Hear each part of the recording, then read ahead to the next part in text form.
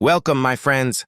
Tonight you are about to hear a story that very few know in its entirety. A story so personal, so heartbreaking, that once you hear it, you will never listen to Elvis Presley the same way again. We all know Elvis as the king of rock and roll, the man with the golden voice, the legend whose hips shook the world, whose songs defined an era, and whose very presence could send thousands of fans into uncontrollable tears. But let me ask you something. How much do you know about Elvis the man? Not the star, not the icon, the man, the human being who loved, who lost, who broke down in silence when the crowds went home.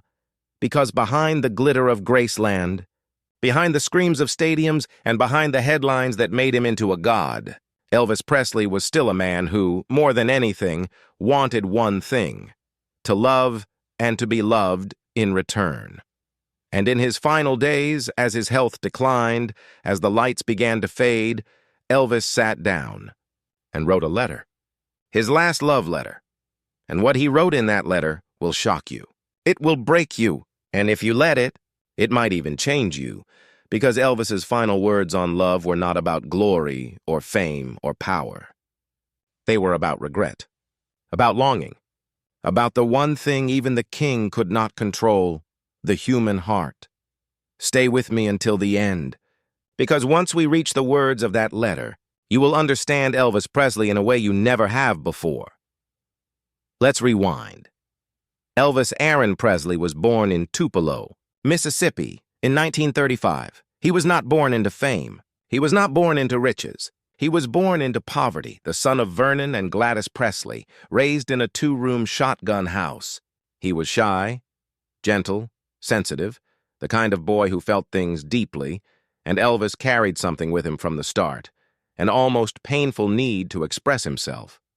Music became his first language, but writing was his secret voice.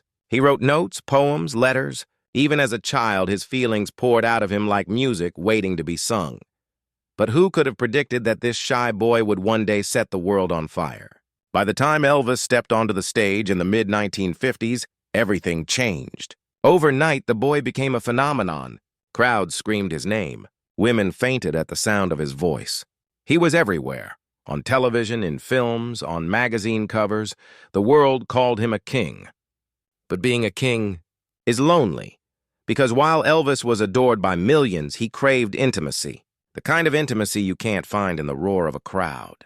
He wanted someone who saw him not as Elvis Presley, the superstar, but as Elvis Presley, the man. That search led him through many loves, some fleeting, some fiery, some that left scars.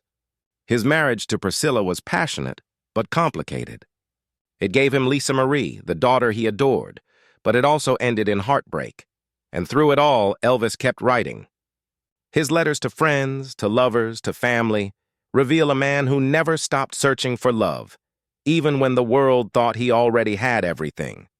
But fame is heavy. By the 1970s, Elvis's crown was crushing him. His health was failing. His body was tired. The pressures of superstardom, the relentless schedule, the endless expectation of being Elvis drained him. He began spending more time alone at Graceland.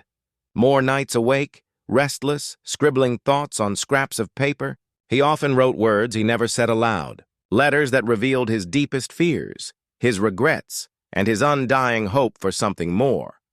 And then came the final letter. Picture this: Elvis Presley, the greatest entertainer the world had ever seen, sitting in the quiet of Graceland. The crowds are gone. The house is still. His health is slipping. He knows time is running out, and so he takes out a pen and writes. This wasn't a press statement. This wasn't a lyric for a song. This was Elvis Presley, stripped of the world's expectations, writing what was in his heart. And in that final love letter, he wrote these words: I have loved and I have lost. I have sung to millions, but I have longed for the one who sings back to me. If tomorrow never comes, do not remember me for the crown, nor for the stage, nor for the name. Remember me as a man who tried to love as deeply as he sang. Pause for a moment. Let those words sink in. Elvis Presley, the man who had everything, the man who ruled the world, the man who seemed larger than life, did not want to be remembered for the glory. He wanted to be remembered for love. The letter continues, and it is even more haunting. Forever is not measured in years or crowns. Forever is in the moments when love was real. That is all I ever wanted. That is all I leave behind. Can you feel it? The vulnerability, the ache, the raw truth of a man whose songs were really love letters all along. Love me tender. Can't help falling in love. Always on my mind. They weren't just hits. They were pieces of Elvis's heart. And in his final days, with a trembling hand, he gave us one last piece. When news of the letter surfaced, fans wept. It was the final reminder that Elvis Presley wasn't a god. He wasn't a king. He was a man who believed in love until his very last breath. And maybe that's why, all these years later, his voice still makes us cry.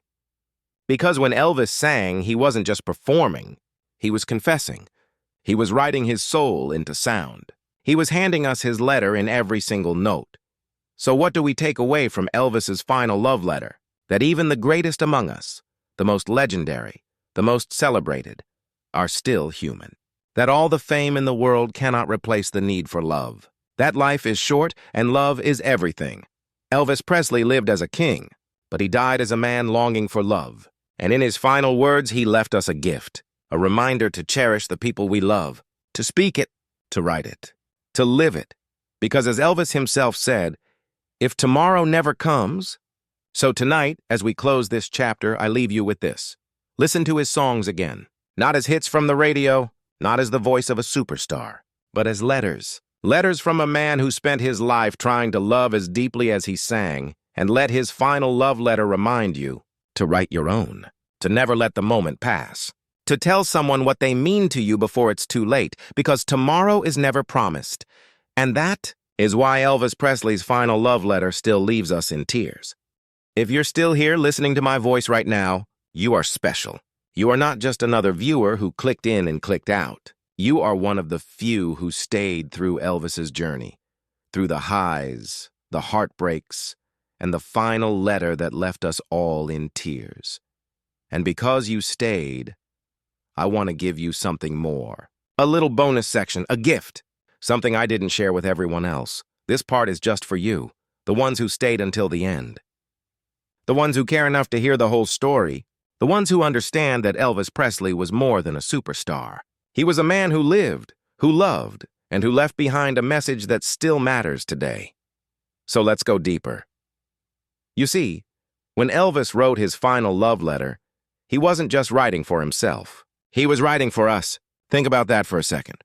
Every time Elvis put pen to paper, every time he sang a lyric, every time he stood under those blinding stage lights, he was giving a piece of himself away, and in those last words, what did he choose to give us? Not fame, not glory, not power. He gave us love. That is the legacy of Elvis Presley. Not just the music, not just the movies, but the message. The reminder that no matter who you are, no matter how big the world thinks you've become, love is what lasts, and that's why we're here together right now, because we feel it. Maybe you've lost someone you loved. Maybe you've held back words you wish you had said. Maybe you've felt that ache in your chest when you realize tomorrow is not promised. That's the feeling Elvis left us with, and that's the reason his voice still brings us to tears. When he wrote, "Forever is not measured in years, but in the moments when love was real," he was speaking the truth of life itself. And I don't know about you, but when I hear those words, I don't just think about Elvis. I think about my own life, my family, my friends, the people I love. And I think about how fragile it all is, and that is why this bonus section matters. Because I don't just want this to be a story you heard. I want this to be something you carry with you, something that makes you live a little differently tomorrow. Now let me talk to you from the heart, not as a narrator, but as a creator. We are building something here, together. A community, a family of listeners who don't just scroll past, but who stay, who feel, who connect. And you are part of that. We are on a journey to reach 1,000 subscribers. And yes, that's a number, but it's not just about the number. It's about what that milestone represents. It's about reaching enough people who care, enough people who want more stories like this, enough people who want to keep Elvis's legacy and the legacy of love alive. And if you're here now, You are exactly the kind of person who can help make that happen. So here's my promise. When we reach 1,000 subscribers, I will create something special. A video that goes even deeper. Maybe we'll dive into Elvis's most personal letters line by line. Maybe we'll explore the hidden stories behind his songs, the ones that never made the headlines. Or maybe we'll do an entire series on the unseen, unheard side of Elvis Presley, the man only a few truly knew, but we can't get there without you. Every single subscriber matters, every single one. And yes, yours matters too. So if you haven't already, please take a second right now. Click that subscribe button. Turn on the bell. Be part of this, not just as a viewer, but as someone who is shaping where this journey goes next. Let me share something personal with you. Do you know what happens when someone subscribes? It's not just a number on a screen. It's a person saying, yes, I believe in this. I want to be part of this story.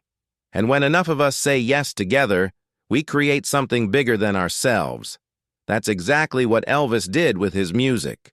He created something bigger than himself. And that's what we can do here too. So let's build this. Let's honor his legacy together. Let's hit that 1,000 subscribers goal and then keep going. Higher and higher, one story at a time. But before we go, I want you to remember this. Elvis Presley's final words weren't about money. They weren't about fame. They were about love. And that is the spirit I want this channel to carry. Because when we strip everything else away, love is all that matters. So thank you, truly, for staying until the end. You're not just a listener, you're part of this journey. And together we're going to keep telling stories that matter. Stories that make us feel. Stories that remind us that legends are human and that love is forever. So subscribe, share, and stay with me. Because this is just the beginning. And as Elvis himself sang, take my hand, take my whole life too, for I can't help falling in love with you. And I say the same to you. Thank you for giving me your time, your heart, and your presence tonight. Let's hit that milestone together. Let's write our own story side by side. I'll see you in the next one.